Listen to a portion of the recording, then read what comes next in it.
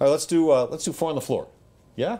Yeah. 4 on the floor. Yes, let's do it. Brought to you by City. Woo! 4 on the floor. I get hyped sometimes, man. It just comes out. I've never seen you like that. That was a woohoo moment. Woo! Yes. All right, 4 on the floor, brought to you by Citywide Banks. 4 questions, 30 seconds each. You know what? When you hear the bell, stop talking. All right, first question. Johnny I've seen Manziel. the show. This guy who sits in this chair, he doesn't stop talking after 30 seconds. No, I've seen the show before. Right. Johnny Manziel, Marcus Mariota. Who wins this weekend? They're playing each other, Tennessee and Cleveland. Mariota wins this one. Tennessee is a better team. Johnny Manziel, I don't think will ever be a competent NFL quarterback. He's fun, the money stuff, all that silliness, but he's not a real quarterback. Mariota is professional. He's grown up. He's mature. He has respect of his teammates. And I don't think he'll ever be going to rehab. I'm with you there. Mariota all the way. I said earlier, I don't know how Cleveland scores points.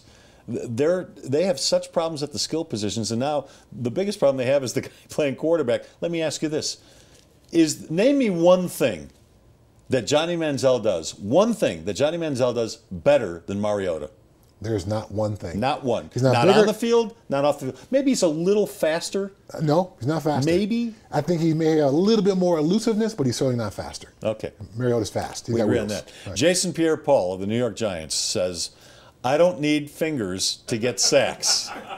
He lost an index finger and he lost the tip of his thumb. Mm-hmm.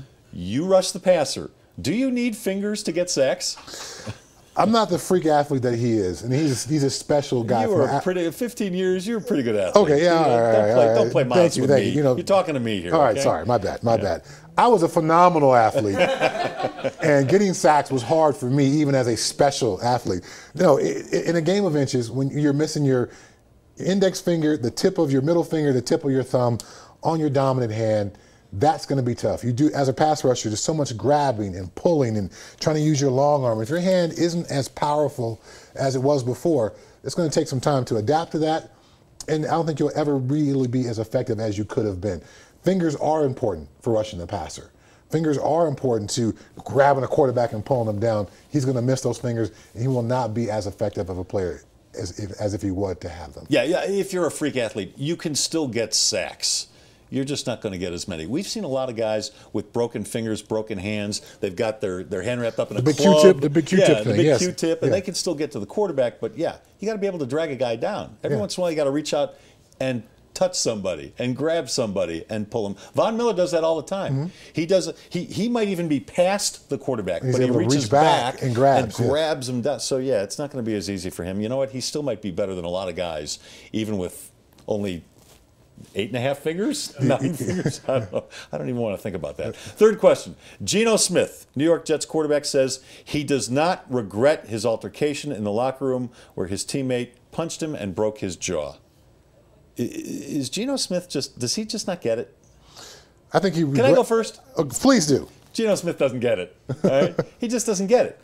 He should regret it because he, in part, was responsible for what happened. He did not handle the situation well, according to all reports. And as the quarterback, I think you have to show a little bit more leadership than some other guys in that locker room. And he didn't show that, and he hasn't shown that. And this is a guy, much like Manziel, who has had a lot of problems off the field. He was thrown off a plane at LAX. He cussed out a fan. There are a number of... I think he texted a not so great picture of himself to somebody, a body part. So at least it wasn't a teammate's wife. This guy needs to grow up, and he needs to grow up fast, and he does need to regret what happened and learn from it. Yes, I'm going to be with you completely. As a teammate, when you agree to someone's charity event or their football camp, you got to make your best efforts to show up. And when someone advertises that the quarterback, Geno Smith, is going to be there and he doesn't show up, regardless of the situation, you've got to man up. Geno makes enough money to reimburse that guy back for the plane ticket that he purchased. I'm sure he regrets the result of what happened, even though he may feel like I was standing up for myself, so I don't regret it because I was standing up for myself. Within a team culture, sometimes as a quarterback, you've got to take the high road. He's got to learn how to do that. Yeah, it's a teaching moment. He's got to learn from it. Mm-hmm. Fourth question. Blake Bortles, quarterback, Jacksonville Jaguars, calls fans kindergartners because Jags fans were questioning the play calling in last weekend's game. He says they're like kindergartners talking to college kids when they talk about the play calling. Yes or no? So when you go over to Mike Shanahan's house, is that what he says to you? Trying to explain football to you? No, because I never ever assume that I know more than Mike. If he asks me my opinion, I'll give it to him. But for the most part, I spend 6-7 hours sitting with Mike and just drilling him with one question after another because I want to learn. Do fans know what they're talking about? Absolutely not. Fans have no idea whatsoever.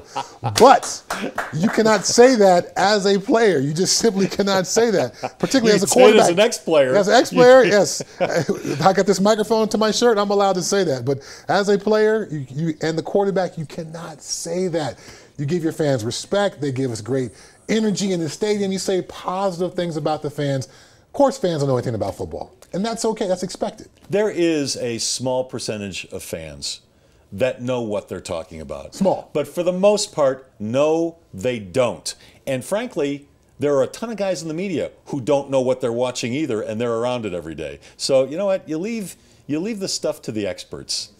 Less than 5%. I will say this, though. Yeah. There are some coaches out there who at times have brain farts and don't call good plays. Yes, But coaches you don't get to that level by being a dummy. are certainly, yes. Right? They're not infallible, but Right. for the most part, they know the game pretty much backwards and forwards. All right, Far on the Floor was brought to you by Citywide.